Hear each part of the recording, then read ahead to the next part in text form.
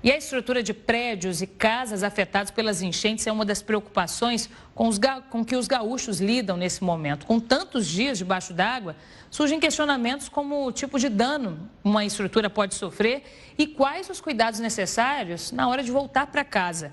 Engenheiros reforçam que vai ser necessário um plano integrado de recuperação, considerando tanto o meio ambiente quanto as áreas urbanas. Sobre esse assunto, a gente conversa agora com o Vinícius Marchese, que é presidente do Conselho Federal de Engenharia e de Agronomia. Vinícius, muito boa tarde para você. Boa tarde, Renata. Tudo bem? Prazer conversar com vocês, viu? Obrigada pela participação, Vinícius. Eu imagino que num primeiro momento, essa força-tarefa que vocês estão fazendo atue muito no sentido de avaliar a estrutura desses imóveis, né? Que passaram tantos dias aí debaixo d'água. Eu queria que você explicasse para a gente como que esse trabalho vai funcionar e também quais danos uma casa pode ter, por exemplo, depois de tantos dias alagada. Alguns sinais de comprometimento, eles podem não ser muito perceptíveis, assim, logo de primeira para um leigo? Exatamente, Renata. A colocação é exatamente essa. A avaliação da real condição, né, dessas estruturas, dessas residências, desses prédios, elas necessitam realmente de um profissional que ele esteja habilitado, que seja capaz, né, de determinar qual a real condição dessas moradias, desses prédios, desses estabelecimentos. Então, esse esforço conjunto, né, desses profissionais, muito importante frisar aqui o trabalho do CREA Rio Grande do Sul em ajudar na coordenação desse trabalho, nós aqui do Conselho Federal também acionando profissionais do Brasil inteiro, para que realmente essas pessoas elas possam retornar com segurança e se podem retornar às suas residências. Vinícius, que tipo de dano que é mais comum para um imóvel que passou tantos dias assim debaixo d'água e que sinais as pessoas podem se atentar ali para perceber se pode haver algum tipo de comprometimento na estrutura que inviabilize a volta para casa nesse momento? Acho que a principal consequência, Renata, acho que na pior das hipóteses, é o comprometimento total da estrutura, né, e a necessidade ali da remoção, né, da demolição. Então, se houver ali por parte de um profissional habilitado, né, a condenação ali do edifício, esse é a principal, viu? Ali um comprometimento de estrutura num nível que não se consegue reaproveitar ou restaurar. Né? Visualmente você vê marcas, você vê ali situações que podem ali chamar atenção e que você consiga identificar ali sinais de aquilo ali, daquela estrutura comprometida ou não. Né? Mas é necessário uma avaliação técnica, né, com um profissional para que realmente se possa ali de maneira assertiva saber qual tipo de situação que se encontra o imóvel. Tem alguns sinais que podem ser de alerta, Vinícius? Uma rachadura, por exemplo, alguma outra coisa do tipo? Exatamente.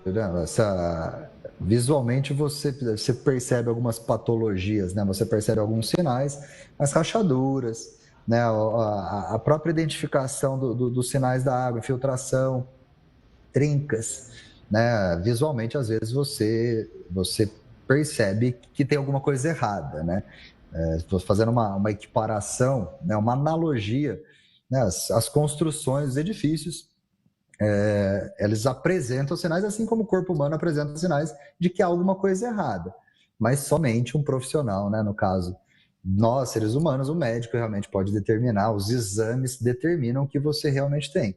No caso das construções é a mesma coisa, apenas um profissional ali que faça uma avaliação técnica mais aprofundada pode dar o relatório conclusivo, mas esses sinais realmente são perceptíveis nas situações aí que foi citado por você também.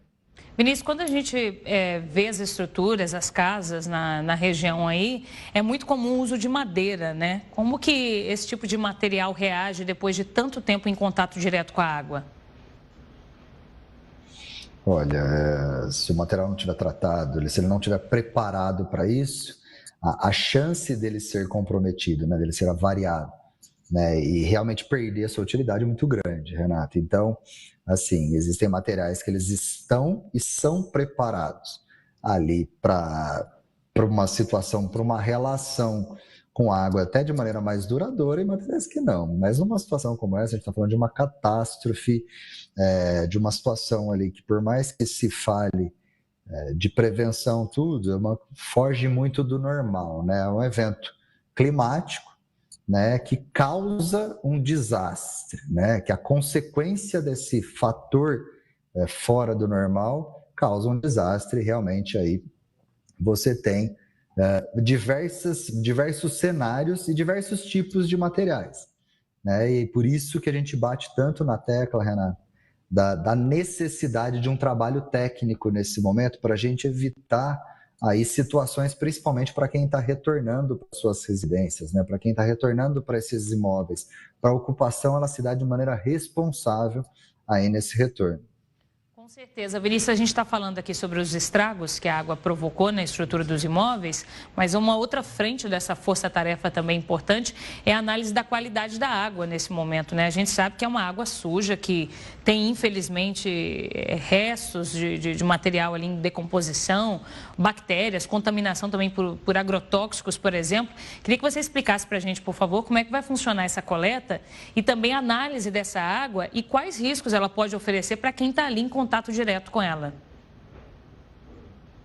Eu acho que o grande ponto de observância nosso, né, a preocupação com a infraestrutura, né? Quando você fala de infraestrutura, está contido dentro desse conceito o saneamento básico, né, que pode aí causar essas consequências que foram citadas por você, né? A contaminação da água, né? Como a infraestrutura ela foi também avaliada, né? Tem uma preocupação muito grande, porque demanda muito mais investimento e muito mais tempo para você recuperar a infraestrutura, muito mais do que as residências e os imóveis, né, que são mais visíveis, no caso de uma análise mais abrangente, mas a infraestrutura ela está contida, né, o saneamento básico está contido dentro da infraestrutura, e aí a gente realmente tem uma preocupação muito grande como vai se dar essa, não só análise da água, mas essa reconstrução, né, para que possa se reestabelecer a normalidade nas cidades que foram atingidas. Então, o trabalho que está sendo feito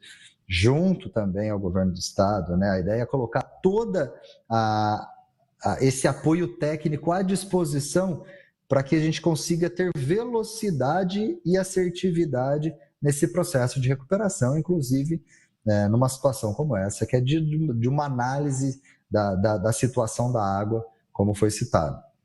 E cabe nesse momento também, por parte de vocês, até uma análise se vai ser possível, às vezes, um imóvel, uma estrutura ser reconstruída no lugar onde ela estava, né? Porque em muitos casos vai ser necessário realocar um comércio ou uma casa, porque já sabe que naquele lugar vai estar comprometido, vai ter risco de acontecer algo semelhante novamente, né?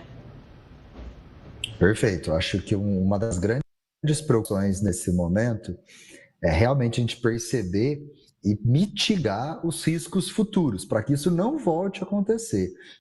Entender e identificar essas áreas de risco, e mais uma vez a gente precisa de profissionais para isso, né? A gente precisa de pessoas com muita expertise nessas situações, em prevenção e mitigação de risco, em parceria com a Defesa Civil, investir em tecnologia, investir em pesquisa, para que realmente essas áreas que foram atingidas, a gente consiga realmente identificar se elas são viáveis de uma reocupação ou não, né? Se há realmente a possibilidade de ter gente ali, de ter pessoas ocupando essas áreas, porque no final, a gente precisa se preocupar com a vida das pessoas, né? E uma ocupação, ou a continuidade de uma ocupação nessas áreas, ela incorre aí nesses riscos que a gente não pode deixar acontecer.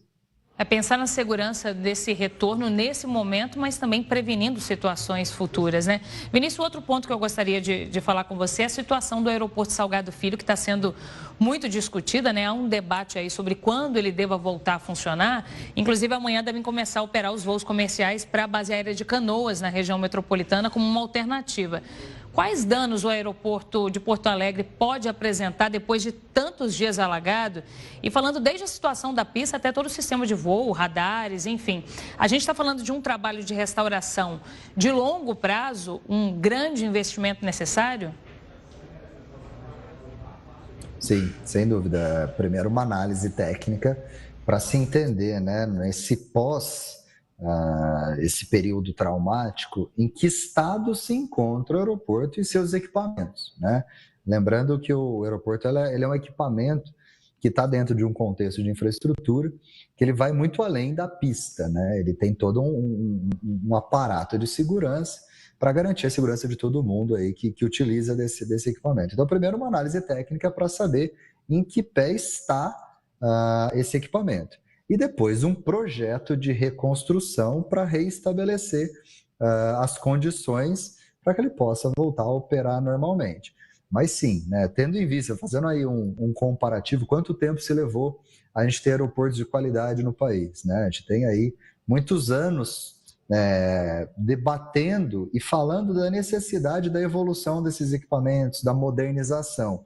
Quando acontece uma catástrofe como essa, um desastre como essa, e as condições que o aeroporto ele viveu nos últimos dias, a gente está falando realmente de um investimento de grande porte para se retomar a normalidade, mas dentro de um planejamento e de um projeto que reestabeleça as condições do aeroporto. E com relação à pista, por exemplo, para ter uma noção do que vai ser necessário fazer, também é preciso primeiro esperar a água baixar, fazer essa análise aí para saber quais os estragos aconteceram de fato, né? Exatamente. A única maneira da gente enxergar, né, da gente entender a real condição da pista, né, em que nível de comprometimento ela chegou, é depois de uma análise técnica ali mais aprofundada e esse laudo, né, essa avaliação que vai nos dar a situação da pista e o caminho a ser percorrido para a recuperação da pista. A partir dessa análise que vocês vão fazer, tanto dos imóveis quanto da estrutura de aeroporto, assim, por exemplo, vai ser possível pensar também quais ações preventivas devem ou não funcionar nesse espaço, né, em Porto Alegre e no estado do Rio Grande do Sul como um todo. Exatamente, né? A gente fazer, quando a gente fala aí, as empresas de engenharia, os profissionais de engenharia, lembrando que isso é um debate muito mais amplo, a nossa função é dar todo o suporte técnico e nos colocar à disposição para que tudo se reestabeleça. Mas sim, né, dentro desse debate mais amplificado, os projetos, o planejamento de mitigação de risco, de contenção, de drenagem, né, para que isso não volte a acontecer no futuro, realmente é um debate que a gente precisa muito, né, da coordenação aí dos responsáveis, principalmente dos gestores públicos, do entendimento de que a gente precisa olhar e investir na mitigação de riscos, que a gente precisa cada vez mais utilizar da tecnologia, entender o momento que a gente está vivendo, para que isso não volte a ocorrer no futuro, e isso passa por investimento em infraestrutura. Não tem jeito, a gente vai precisar realmente olhar para o futuro e mudar a realidade, né, fisicamente até desses locais, para que a gente não volte a presenciar cenas como essa, Renata. Não dá para ser surpreendido novamente, né? Vinícius, eu quero te agradecer, viu, pela participação. Sei que vocês têm um longo e importante trabalho aí pela frente, então, bom trabalho para vocês e muito obrigada. Eu que agradeço, a gente continua à disposição. Obrigada, boa tarde.